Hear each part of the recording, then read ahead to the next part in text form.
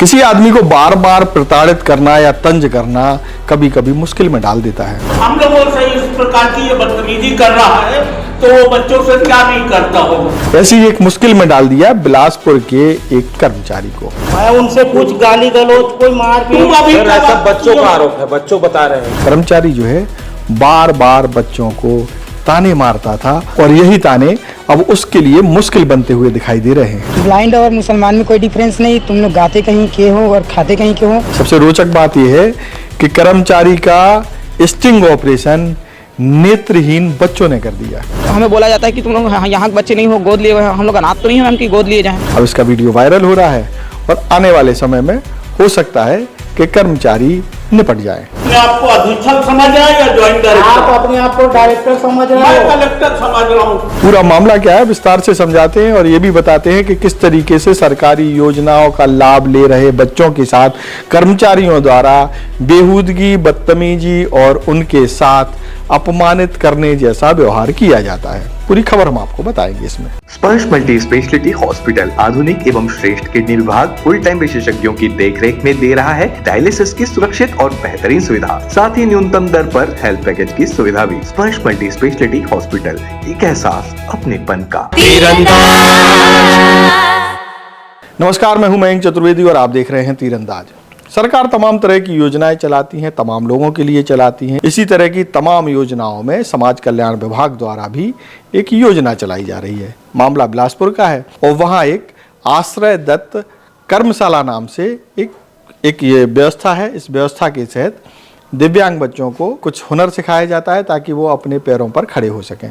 इसके लिए वहाँ जो बच्चे रहते हैं या जो काम सीखते हैं उनको खाने आने की व्यवस्था भी की गई है। लेकिन वहाँ जो कुछ कर्मचारी हैं, ऐसा लगता है कि सारा पैसा उनकी जेब से जाता है। बच्चों के साथ दुर्व्यवहार करना, उन पर ताने कसना और बहुत ही अनर्गल बातें करना उनके लिए बड़ा आम है। जब ये बातें बर्दाश्त की सीमा से बाहर हो गई तो एक कांड हो गया। कांड क्या हो गया है कि वहाँ के जो नेत्रहीन बच्चे हैं और बाकी के जो दिव्यांग बच्चे हैं उन्होंने कर्मचारी का स्टिंग कर दिया। अब स्टिंग क्या है, सबसे पहले हम आपको वो दिखा देते हैं, उसके बाद बताते हैं कि बच्चों ने बाद में क्या बताया और क्या कुछ मामला है। भावे सर से पूछना। भावे से बात कर लेना, आप फालतू बात मत करना। आप तो बीच में मत ही आइए। बीच में नहीं, बच्चों को रखवाया हूँ इसलिए बीच में हूँ। तुम क्यों जब सबकी छुट्टी है तो बच्चे क्यों ना छुट्टी जाएंगे? क्यों? तुम कौन होते हो? आप कौन होते बोलने वाले बीच में? ये देख लो, ये आप जब हम लोगों से इस प्रकार की ये बदतमीजी कर रहा है तो वो बच्चों से क्या नहीं करता होगा। मैं अब आप बदतमीजी किया हूँ, आप बताइए। ये जब हम लोगों के सामने ये बदतमीजी आप कर जो रहा है एक रिटायरमेंट कर्मचारी हैं। हाँ, बच्चों को मैं रखवाया हूँ, बुलवा लो, पूछ लो। ठीक है, रखवाया तो आपको भिजवाना चाहिए ना उनको। आपको भिजवाना चाहिए नहीं है भाई, सबकी छुट्टी है। अगर वो नहीं जा पा रहे हैं, किस कारण से उनका मालूम किस कारण से नहीं जा ऐसा पा तो रहे हैं? नहीं है कि हम लोग सदा दिन यहाँ आते रहते 24 घंटे उन्हीं की सेवा करें। क्या हमारे बाल बच्चे नहीं है कि हमारे तो बीवी बच्चे नहीं? छुट्टी ले लो, जाओ। क्यों उनको? अरे जब तक मैं रसोईया हूँ, रसोईया चौकीदार, बच्चों को तुम भगा दोगे। मैं कहाँ भगाया उसको? और क्या बोल रहे हो? आप लोगों के सामने क्या बोल रहा है कि छुट्टी आप है तो तो बोलिए जाओ। ही मत। नहीं, देखिए, मैं तो दिव्यांगों के हित की बात करूंगा। नहीं, दिव्यांगों से ठीक है गलत सर। व्यवहार नहीं होना चाहिए बस। नहीं, मैं तो अगर उनका होगा भैया, गलत व्यवहार नहीं वो करूँगा। बच्चों को लाओ, मैं उसके बाद भी- कंप्लेंट करते, हाँ। वो गलत चीज है। कलेक्टर ने रखा है, हाँ। अपन लोगों के सामने कलेक्टर साहब ने कलेक्टर ने रखा। रखवाया है ना। ठीक है भावे सर, से तो बात छुट्टी करो। में उनको जाओ, जाओ। छुट्टी में जाना तो चाहिए ना। तमाशा बना लिया है। और- ये क्या समझ रहा है हाँ। मेरे को? अगर उनका आसपास में एग्जाम है तो नहीं जाना चाह बुला। रहे हैं। जब हम लोगों से बदतमीजी कर रहा है तो आपने तो ये बच्चों से क्या नहीं करता होगा।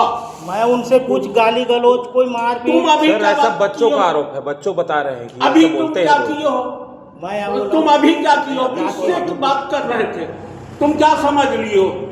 अभी भावे के पास जाने लगा, भावे को बुलाओ, कलेक्टर के पास जाएंगे। ये तमाशा नहीं इसका चलेगा। ये अपने आप को अधीक्षक समझ रहा है या ज्वाइंट आप डायरेक्टर? अपने आप को डायरेक्टर समझ रहे मैं हो? कलेक्टर समझ रहा हूँ। बच्चों को कलेक्टर ने रखा है, तुम नहीं रखे हो।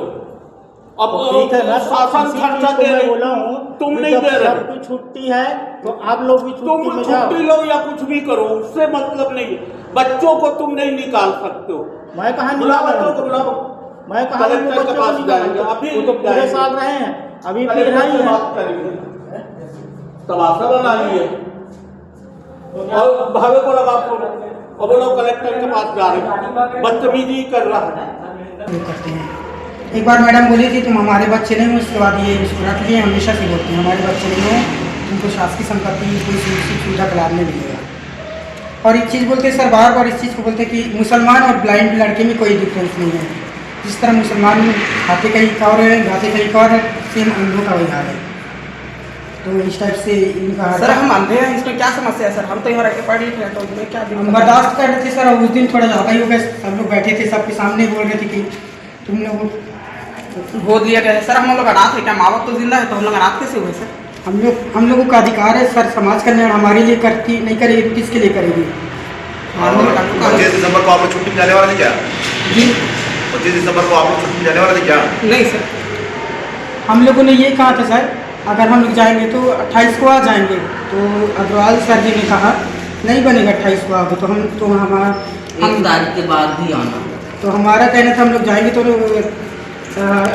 29 से पेपर था, 29-30।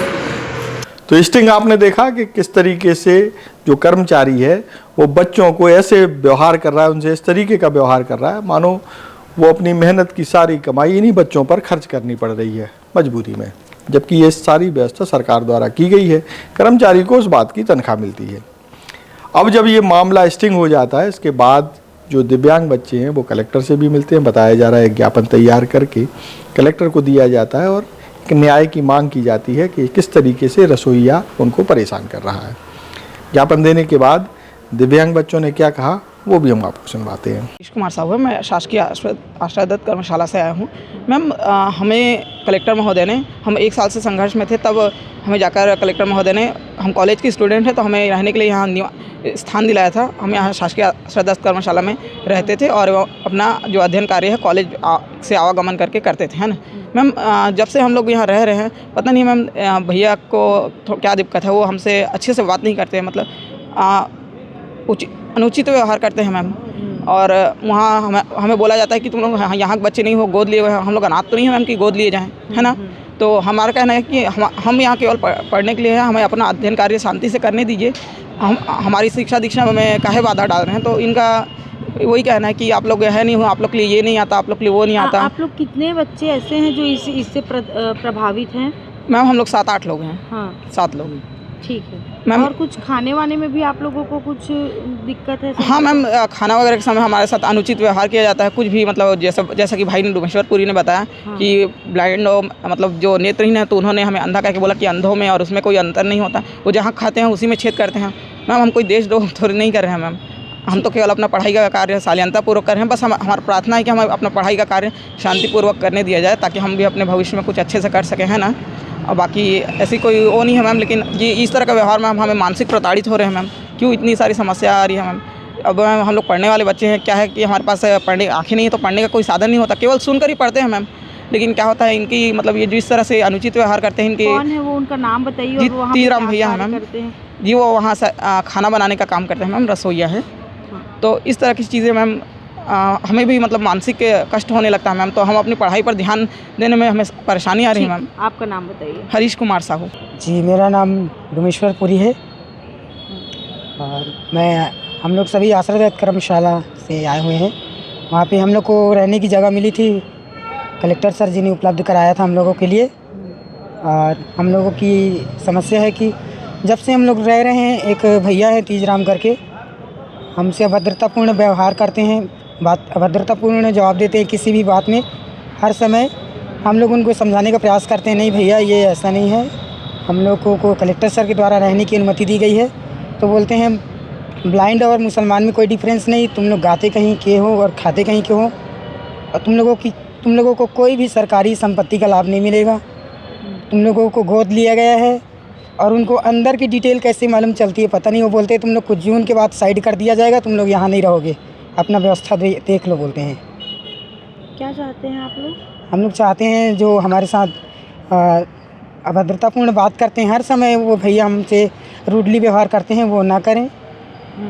और हमारा सामान वगैरह। आपका नाम बताइए। मेरा हाँ। डूमेश्वरपुरी। तो ये था पूरा मामला, किस तरीके से आश्रय दत्त कर्मशाला में जो बच्चे हैं उनके साथ एक कर्मचारी द्वारा किस तरीके से व्यवहार किया जा रहा है। सबसे खास बात यह है कि इसमें नेत्रहीन बच्चों ने ही उस कर्मचारी का स्टिंग कर दिया।